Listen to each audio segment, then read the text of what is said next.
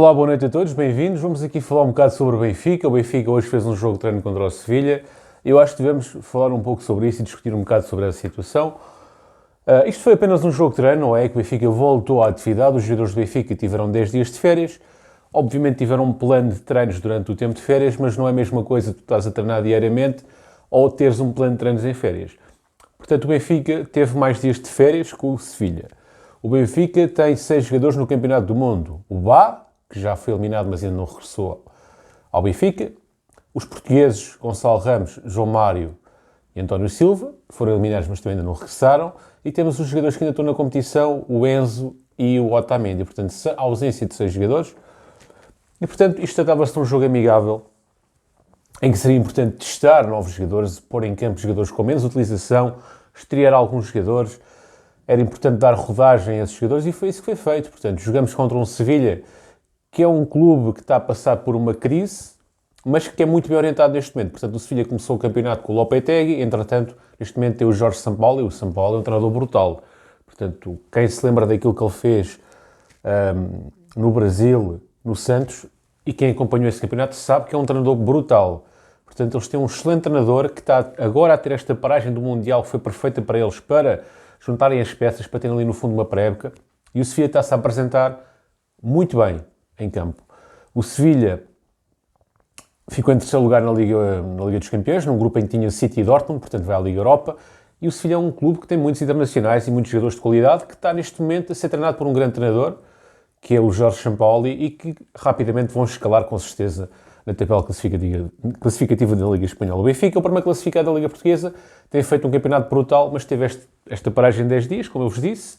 É um dos jogadores que tiveram um treino específico, mas não é a mesma coisa. Portanto, o Sevilha teve mais tempo de treino do que o Benfica, logo aí tinha essa vantagem. O Benfica tem tido treinos bidiários, há cerca de, salvo erro, 2, 3 dias, tem treinos bidiários.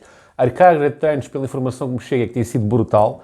Portanto, era normal que o Benfica apresentasse algum desgaste físico devido à intensidade que os treinos têm tido neste arranque de volta ao campeonato.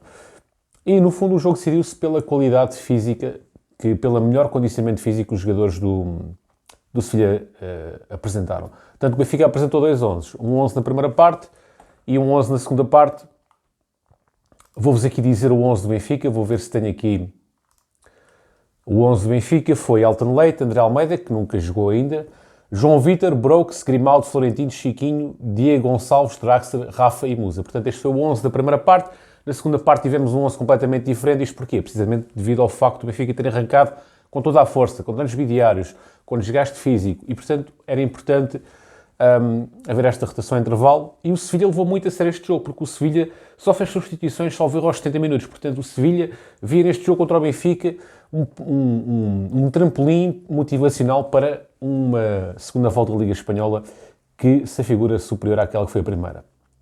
E também para um desempenho positivo melhor na Europa, que ficaram em terceiro lugar, como eu vos disse, na Liga dos Campeões, no grupo da Liga dos Campeões, que era um grupo fortíssimo, mas vão para a Liga Europa e têm fortes ambições.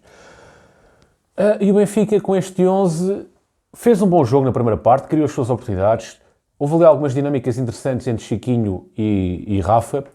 Draxler também esteve competente, portanto ainda demonstra alguma habilidade física, mas demonstra competência e está a demonstrar cada vez mais, no meu entender, a sua qualidade, mas precisa ainda de melhorar a vertente física. O próprio Musa, acho que também esteve bem, e o João Vítor. O João Vítor acho que demonstrou ser uma alternativa aos titulares. Portanto, nesta primeira parte eu destacaria João Vítor, Chiquinho e Rafa. E uma referência elogiosa para Grimaldo e Draxler. Na segunda parte, o Benfica alterou completamente o 11, portanto, fez entrar alguns jogadores que nunca tinham jogado pelo Benfica. Vamos só aqui abrir o 11 do Benfica na segunda parte. Samuel Soares, Gilberto, Lucas Veríssimo, Morato, Ristic, Freddy Costens, Paulo Bernardo, Neres, Gil Dias, Henrique Araújo e Rodrigo Pinho.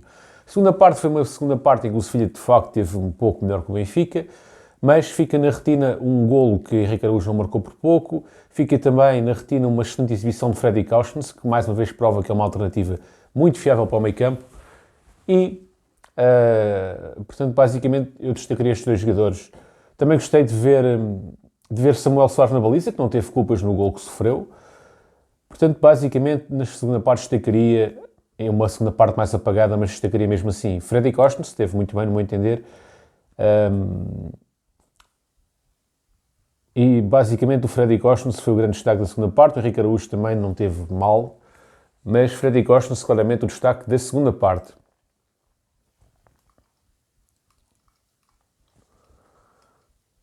Portanto, isto foi um jogo que deu para ganhar ritmo de jogo, deu para alguns jogadores se entrumarem, se ambientarem.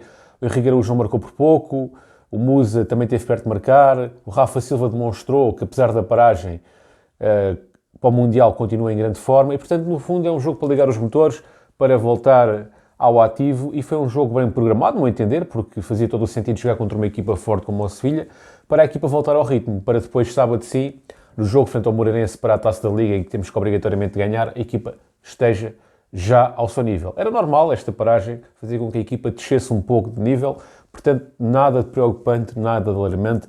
Esta derrota neste jogo de treino é perfeitamente normal e não me choca o quanto aos jogos oficiais e o quanto ao jogo do próximo sábado contra o Moreirense. Em relação aos regressos, portanto, o Bá vai regressar aos treinos amanhã, o Enzo e o Otamendi estão no Mundial ainda, porque estão em competição, e os Tugas, acho que ainda vão ter uma semana de férias. Portanto, a informação que surge é que os jogadores, ainda não é uma informação oficial, mas supostamente os jogadores portugueses vão ter uma semana de férias. Portanto, provavelmente disponíveis, jogadores do Mundial internacionais, provavelmente disponíveis para o jogo do Moreirense, talvez apenas o Bá, e mesmo assim não tenho a certeza. O mercado de janeiro está aí à porta, como vocês sabem, e tem surgido nas notícias que alguns jogadores estão na porta de saída, nomeadamente o Paulo Bernardo, o Diogo Gonçalves, o Gil Dias, o André Almeida, o Rodrigo Pinho e Elton Leite. Uns por empréstimos, outros por vendas. Aparentemente, são estes jogadores que podem sair em janeiro. Os que não vão sair em janeiro, segundo o Rui Costa, em declarações à BTV que eu vi há pouco, o Rui Costa disse que nenhum jogador importante da equipa irá sair da equipa, a não ser pela cláusula, a não ser que alguém chega lá e bata a cláusula. Portanto, acho que os adeptos benfiquistas podem ficar descansados em relação ao António Silva, podem ficar descansados em relação ao Enzo Fernandes, que tem sido altamente cobiçado e tem surgido notícias todos os dias em relação a uma suposta venda do Enzo, não só em órgãos de comunicação nacionais, como principalmente em órgãos de comunicação internacionais, como os argentinos e os espanhóis estão muito a dar foco ao Enzo e dizer que o Enzo vai sair já em janeiro. Eu não acredito que saia. E não acredito que nenhum clube pague os 120 milhões da cláusula neste momento por um Enzo. Portanto, o que eu acredito é que o Enzo saia no final da época por um valor muito alto, mas não acredito que saia neste momento porque não me parece ninguém oferecer 120 milhões pelo Enzo, embora seja um jogador de grande qualidade. Portanto, acho que os adeptos benfiquistas podem ficar descansados em relação às principais figuras, porque, segundo Rui Costa, o Benfica quer manter este nível, quer manter-se em todas as competições. Ele não disse com estas palavras, são palavras minhas, mas a ideia é essa que ele quer passar, e, portanto, o Benfica não vai vender jogadores importantes do plantel, a não ser que alguém bata a cláusula. Portanto, tirando estes jogadores que eu vos disse desta suposta lista, mais nenhum aparentemente irá sair. Esqueci-me de referir o Draxler, que também pode sair. Portanto, Paulo Bernardo, Diogo Gonçalves, Gil Dias, André Almeida, Rodrigo Pinho e Elton Leite e Draxler estão no mercado. Todos os outros não sairão. E os jogadores importantes só irão sair por a cláusula, se saírem só pela cláusula de rescisão. Em relação também ao regresso aos trabalhos, já vos disse que vamos ter um jogo no próximo sábado contra o Moreirense para a Taça da Liga. Será um jogo fora e o Benfica tem que ganhar obrigatoriamente. Portanto, nesse jogo sim é que eu quero que os jogadores do Benfica brilhem ao mais alto nível.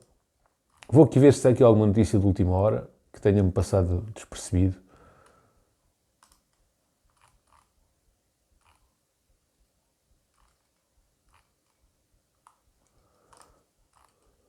Em relação ao Grimaldo também, neste caso é uma notícia da Bola, vai haver mais uma roda negocial, portanto ainda não se chegou a um acordo em relação àquilo que o Grimaldo quer e àquilo que o Benfica quer, e nesse sentido ainda não há acordo. Mas vai haver uma segunda ronda negocial e se houver cedência do Benfica e se houver cedência do Grimaldo, é possível que haja um acordo. Caso não exista acordo, também agora surgiu uma notícia hoje que o Rafael Guerreiro poderia vir para o Benfica no final do ano. Vamos aguardar, é uma situação que não está clara e acho que ninguém sabe no fundo qual será o futuro do Grimaldo, ninguém sabe no fundo qual será o futuro do Rafael Guerreiro. Estamos todos na expectativa, vamos aguardar. O importante é que o jogador dentro de campo dê o seu melhor e que mantenha o nível que tem estado a manter ao longo desta temporada. A alternativa Ristic, salvo erro, tem 7 jogos, apenas 2 como titulares.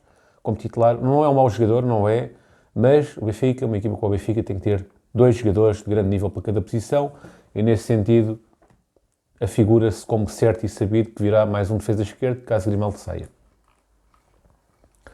Bom, pessoal, obrigado por terem assistido ao vídeo. Se gostarem deste tipo de conteúdo, é importante deixem gosto para o YouTube divulgar e para eu saber que vocês querem que eu venha aqui falar com vocês sobre o Benfica. Forte abraço, fiquem bem, até uma próxima e viva o Benfica!